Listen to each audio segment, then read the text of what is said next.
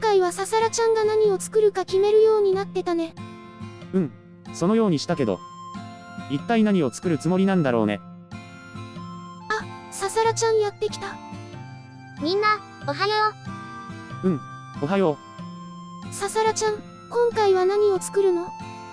それはね、これです。う。まさかのガンプラ。しかもあれだけ種類のあるガンプラの中で、なんでド直球のガンダムなんだ？エントリーグレードって最近販売されたものだよね。どうして今回作るの？それはね、用意した資料に書いてあるから目を通してくれる？分厚。今から今回の制作について話したいと思います。それでは渡した資料の2ページを開いてください。今回制作するのは、エントリーグレードのガンダムです。ガンダムというのは、1979年に放映された、機動戦士ガンダムに出てくる主人公メカで、地球連邦軍とジオン公国の間に起こった宇宙世紀0079年に勃発した1年戦争の後半に出てきたモビルスーツというロボットのことです。2時間後。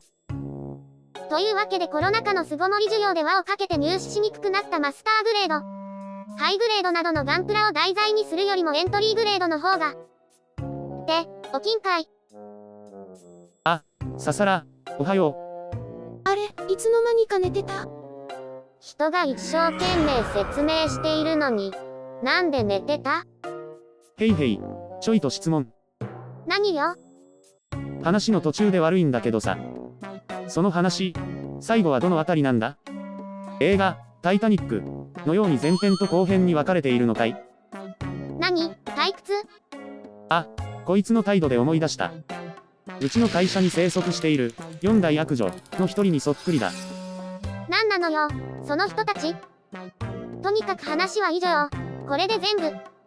まあ、ガンダムは日本人なら誰でも知っているから、今更説明しなくても大丈夫だろうな。144分の1だね。それにエントリーグレードは初めてだし大丈夫かな。とにかく決まった以上やってみようか。ささら、約束通り自分で選んだから頑張れよな。もちろん、そのつもりよ。もっとも、今回は私の出番は少ないから楽できるのよね。さて、毎度おなじみの開封だね。基本今のガンプラはパーツは色ごとに分かれていて、色を塗らなくても大丈夫なくらいの完成度になるのが特徴だね。それに今回の EG はニッターがなくても組み立てが可能らしいよ。EG という名の通り、ガンプラ初心者でも楽に完成できるし、もちろん、手を加える箇所はあるので、熟練者でも楽しめると思う。武器はビームライフルと、シールド、ビームサーベル、ハイパーバズーカ、ハイパーハンマー、ビームジャベリンだね。あの価格で、結構あるな。組んだ後たくさん動かして楽しめそうだね。先ほどはどうも、佐藤ささらです。組み立て、回収の解説を担当します。よろしくお願いします。さてさて、今から仮組みですね。その時の動画を流していますが、初めての EG ですが、ガンプラの制作は初めてではないので、なんとかなると思います。先ほどの話の通り、ニッターがなくても大丈夫ということで、ここは言葉通り、ニッターなしで切り離してみようと思います。やってみた感想ですが、確かにパーツは離れてくれるようです。これならサクサクと組み立ては進むと思います。どんどん切り離しできます。ニッターいらずというのは本当でした。ただですね、細い部品は変に力が入って部品を壊す可能性がありますので、そういう箇所はニッターを使った方がいいですね。そうそう、忘れていました。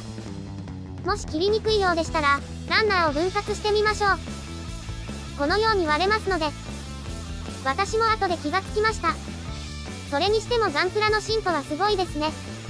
気をつけることは、キットの大きさに対して部品数がとても多いため、部品をなくすことのないように注意しましょうね。切り出し作業が終わりました。組み立てごとに部品を集めています。こうして見ると、やっぱり部品数は多いですね。もっとも最近のガンプラは部品数多いですからまだこれくらいならマシな方ですね。MG クラスになると、箱の中見たら圧倒されますよ。それでは今から仮組みに入ります。単に組み立てるだけなら、接着剤がなくても組み立てができるのがガンプラの特徴です。おかげで今回の仮組みではマスキングテープを使わなくても大丈夫なんです。先ほども申し上げましたが、部品数が多いのでなくさないように。また付け忘れがないように気をつけましょう。他に気をつけるところとしては、関節部のようなところは説明書に、カチンと音がするまで押し込む的なことが書いてありましたので指示通りにしましょう。それではしばらく仮組みの様子を流しますのでのんびりご覧ください。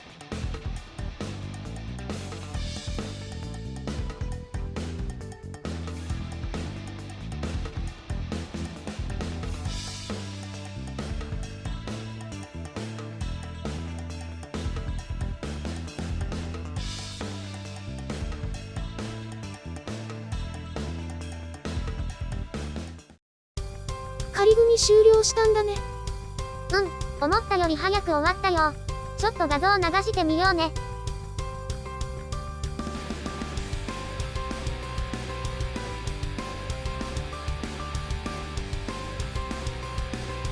このキットどうかな？ガンプラの進歩はすごいね。部品の愛がとても良いし、前回と違って仮組みもすんなりと終わったね。それになんといっても、見て見て、この可動。よく動く。すごいね。ここまで曲がると感動的だね。昔のガンプラだったら、可動に手を加えて作り込む人もいるんだけど、ちなみにウップ主もこういうタイプ。昔旧キットでこんなもの作っていました。この通り可動は申し分ないから、このキットではそんな回収は必要ないね。なんといっても首がここまで動くので、宇宙空間で移動中的なシーンもこのように再現可能です。ウップ主の好きなこのラストシューティングのシーンです。この値段でここまで動くのならお買い得だね。ガンプラ初心者にもおすすめですね。それから、両手両足は共通みたいなので、暗備使用にもできますよ。ただ、気になることがあるとしたらね。やっぱり何かあるの？アンテナの先に出っ張りのようなものがあるんだけど、これ尖ったところで怪我をしないようにと設けられたものですが、見た目がいまいちなのでそれを取り除きます。それと後ろのランドセルなんだけど、ここも手を加えるのかな？ノズルがね、ランドセルと一体化しているの。ちょっと切り離してできれば動くようにしたいし、それにくっついていると塗装も面倒でしょ。すずみちゃん。確かに、この状態だと塗り分けが厳しいから、別々に塗装したいよね。あとね、さっきニッターはいらないって言ったけどね。それはなくても切り離せるということで、実際は跡が気になるから紙やすりなどで消す作業がいるね。ニッターがあれば使った方がいいかもだね。確かにね。だけどニッターがなくてもここまで綺麗に切れるなら、及第点だと思うけど。それからね、もう一つ。何？どういうわけか。モールドがね、少なくてすっきりしすぎるのよね。もちろんこのままでもいいけど、物足りないと思う人もいるかもね。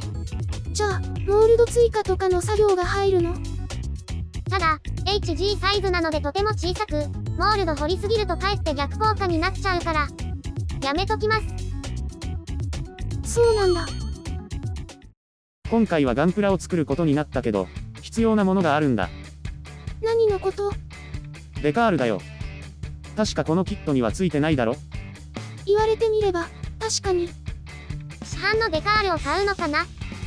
いや、以前使った印刷したデカールをまた依頼して調達してこようと思う。これは私がやるから大丈夫だ。市販品でも良くない？いや、ここは特注、自作品を使うよ。私なりのちょっとしたこだわりがあるんだ。その理由は後で解説する予定だから。そこまで言うのなら任せるけど。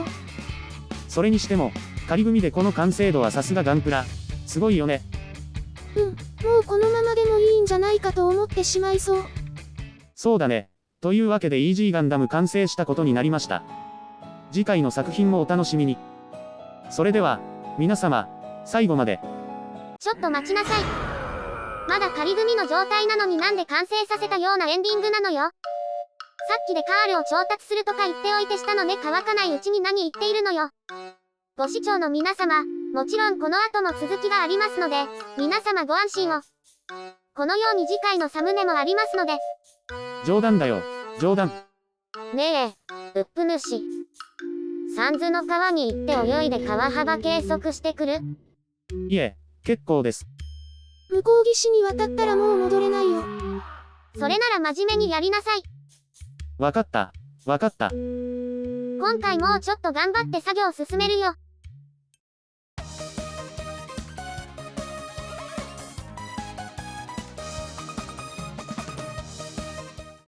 さて、仮組みが終わって状態が分かりましたので、今から分解して部品に戻します。部品を壊さないように慎重に作業しましょう。デザインナイフなどで隙間を作ってから平べったい棒のようなものを使って、この原理を使って隙間を大きくします。